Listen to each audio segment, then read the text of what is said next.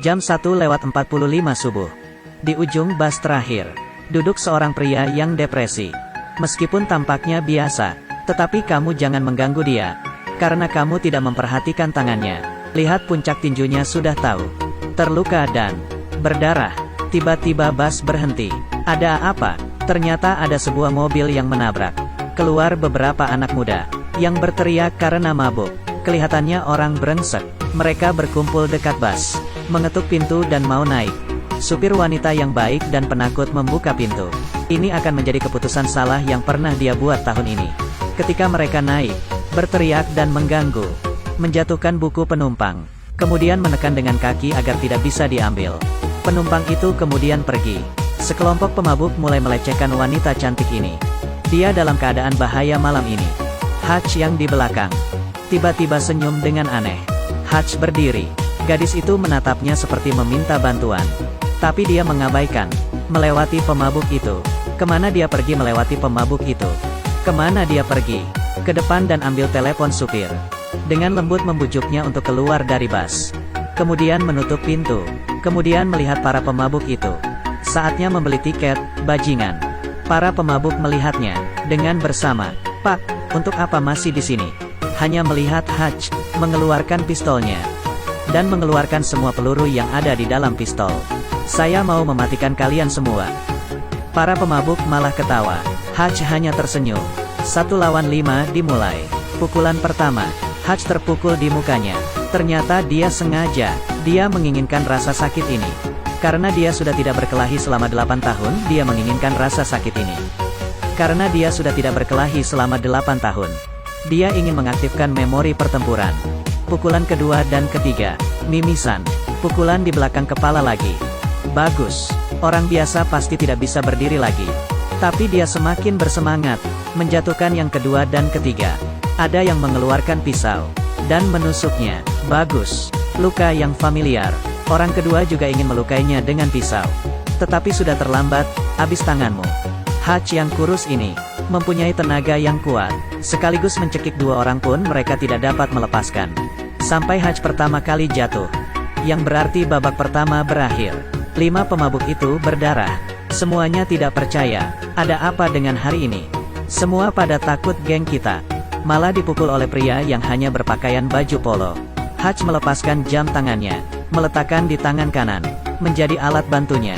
Kemudian dia mengeluarkan pisau beberapa sentimeter dari pinggangnya. Pisau itu ditusuk oleh pria di depannya.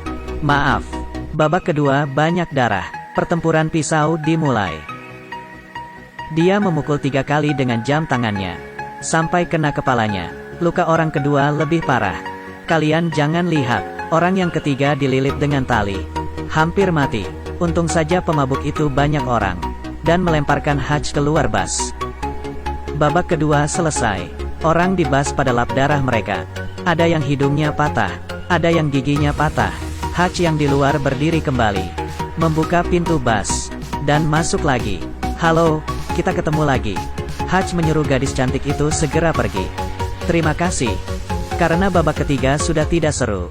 Ketika Hutch keluar dari bas. Orang yang di dalam sudah tidak bisa berdiri.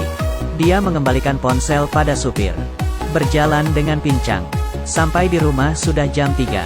Istrinya menunggunya. Istrinya membantu membalut luka. Dan berkata sudah lama Hutch tidak terluka begini. Setelah itu, kembali tidur. Keesokan pagi jam 7. Hutch bangun untuk lari pagi. Oh Tuhan, siapakah dia? Di sebuah kota kecil di Amerika. Hidup seorang pria yang rendah hati. Dia kelihatan pria yang biasa. Sebenarnya seorang pembunuh top yang sudah pensiun. Dia juga seorang suami yang baik. Dan yang bekerja untuk Chia. Chia memberinya pekerjaan audit. Menyuruhnya berhitung setiap hari. Hitung sampai bosan. Dia memiliki ayah yang tinggal di panti jompo. Kelihatan seperti orang tua yang hanya suka nonton TV. Sebenarnya pensiunan senior FBI. Walaupun terus tidur. Tetapi sepelan apapun Hutch masuk. Dia juga tahu. Ini adalah kepekaan orang tua. Setelah Hutch pensiun. Hidupnya menjadi santai. Melewati tiap hari tanpa tujuan. Sampai malam ini, 2 pencuri masuk ke rumahnya. Padahal bisa memukul mereka. Tetapi dia melihat, salah seorang pencuri itu adalah wanita. Pistol yang dipegangnya tidak ada peluru. Dia berbelas kasihan. Membiarkan uangnya diambil, dia berbelas kasihan. Membiarkan uangnya diambil.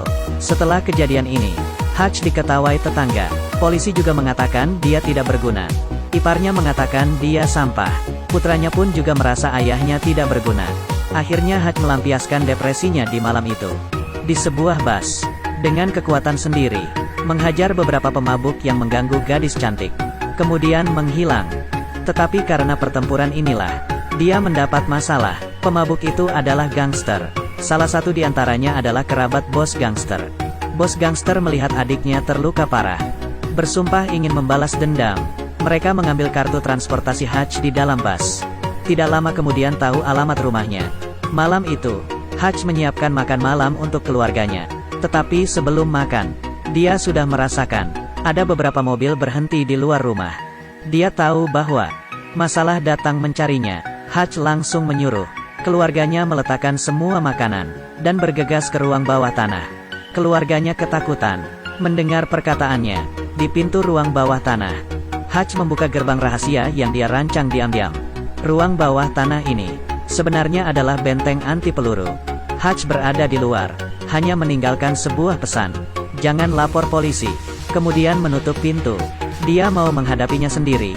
Di luar 7 pembunuh yang bersenjata pelan-pelan mendekati rumah. Tiba-tiba lampu seluruh rumah dimatikan.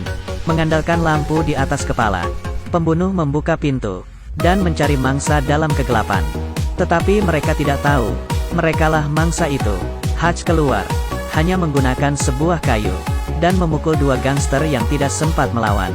Kali ini dia tidak akan berbelas kasihan lagi, karena lawan sudah melewati batasnya. Dengan cepat 2 orang dibunuh. Masuk ke dapur dan mengambil pisau, dan membunuh orang ketiga. Kemudian, masih sisa 4 lawan, juga memukulnya di dapur. Dia menggunakan alat di dapur, dari piring, sampai ke air panas, membunuh 1 orang lagi. Sangat disayangkan dia akhirnya disentrum oleh musuh. Saat dia sadar kembali, dia berada dalam bagasi mobil. Tangannya juga diborgol. Terdengar dari suara, masih ada 3 pembunuh di luar. Kemudian Hutch memutar tangannya, dan membuka borgol itu. Dia mengambil alat pemadam api di samping. Menendang dengan kaki, terkena pembunuh yang di baris belakang. Dia keluar dari tempat duduk belakang, menyemprot bubuk kering pada penumpang depan. Mobil di luar kendali. Kemudian mobil jatuh terbalik. Hutch merangkak keluar dari bagasi. Bagaimana dengan 3 orang itu? Maafkan mereka yang tidak suka memakai sabuk pengaman. Berhati-hati lagi di kehidupan lain kali. Hutch kembali ke rumah, mengeluarkan keluarganya dari ruang rahasia. Istri dan anak-anak melihat kekacauan di rumah. Pembunuh sedang sekarat. Tak terbayangkan, ini dilakukan oleh ayah yang lemah. Hutch membiarkan mereka masuk mobil, menyuruh mereka bersembunyi, kemudian pulang ke rumah lagi. Keluarkan emas batangan yang sudah lama dia sembunyikan. Minum sedikit bir, kemudian mengebom rumahnya tanpa tersisa. Rumah bahkan 4 pembunuh itu berubah menjadi abu dalam hitungan detik. Hutch menelepon ayahnya, menyuruhnya berhati-hati. Mungkin saja ada lawan yang datang mencari. Ayahnya tidak berkata apapun, menutup telepon, malah tersenyum. 2 pembunuh datang ingin membunuh seorang lelaki tua yang tinggal di panti jompo. Lelaki tua itu tertidur sambil menonton TV. Pembunuh itu berjalan ke arahnya, mengangkat pistol. Tiba-tiba lelaki tua itu membuka matanya, memegang pistolnya dengan cepat. Jari kelingking menekan ekor pistol. Pembunuh kedua segera menarik senjatanya. Tapi lelaki tua dari bawah selimutnya menarik senapannya. Orang pertama belum bereaksi, juga terkena senapannya. Pekerja perawat di panti jompo terbangun. Apakah itu suara pistol? Dia berlari menuju kamar lelaki tua itu, membuka pintu dan melihat lelaki tua sedang menonton film perang. Tolong kecilkan suara TV.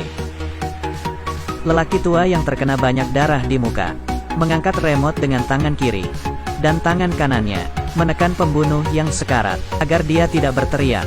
Setelah menutup pintu, pembunuh itu juga mati. Jangan remehkan seorang lelaki tua yang telah menjadi FBI selama 40 tahun. Walaupun sudah di panti jompo, dan putranya, seorang pembunuh yang pensiun, juga berencana membalas, mau menggunakan kekuatannya sendiri, menghancurkan gangster yang mengganggu keluarganya. Dia menggunakan pembelajaran seumur hidupnya. Di pabriknya sendiri, buat semua jenis jebakan. Karena senjata tidak banyak, jadi barang yang digunakannya adalah perangkap tikus, paku, batang baja, bahkan stapler. Dia punya cara sendiri. Setelah siap maka mulai. Dia datang ke brankas geng dulu, membunuh semua penjaga di sini. Kemudian menaruh minyak anggur pada uang tersebut, membakar tumpukan uang ini.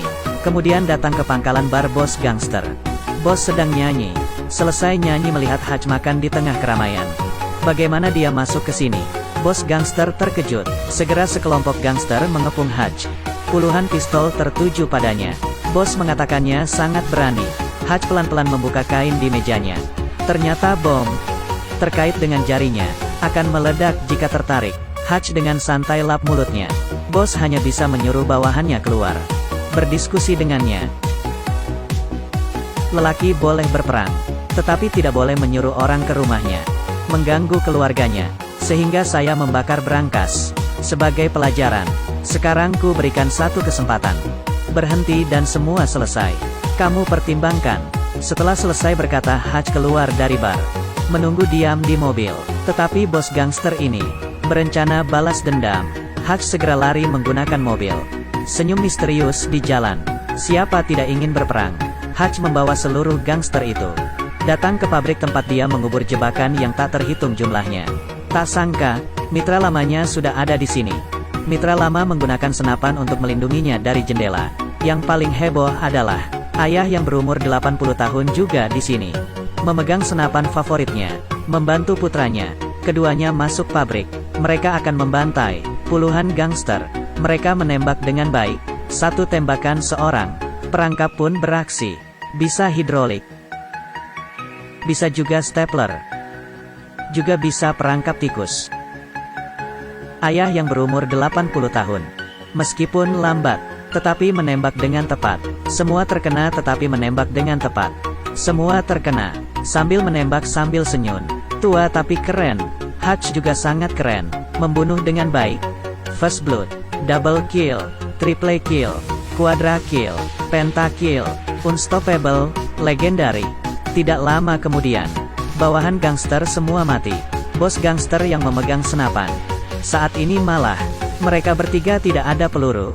Bos berteriak, habislah kalian, habis kalian semua. Tetapi Hutch tidak menyerah. Dia mengambil bom yang dibuatnya, menyelesaikan senjata terakhirnya, menempelkan di kaca anti peluru. Kemudian memegang kaca anti peluru itu keluar, berlari mendekat bos gangster. Bos itu terus menembaknya, tetapi tidak menyadari adanya bom. Terakhir Hutch menggigit putus benangnya. Pertempuran berakhir. Tidak ada yang tersisa. 3 bulan kemudian, Hutch dan keluarganya tinggal di rumah yang baru. Rumah baru sangat cantik dan masa depan sangat menjanjikan. Tetapi yang mereka perlukan adalah, rumah wajib memiliki ruang bawah tanah. Sangat pintar seperti kamu, pasti tahu mengapa.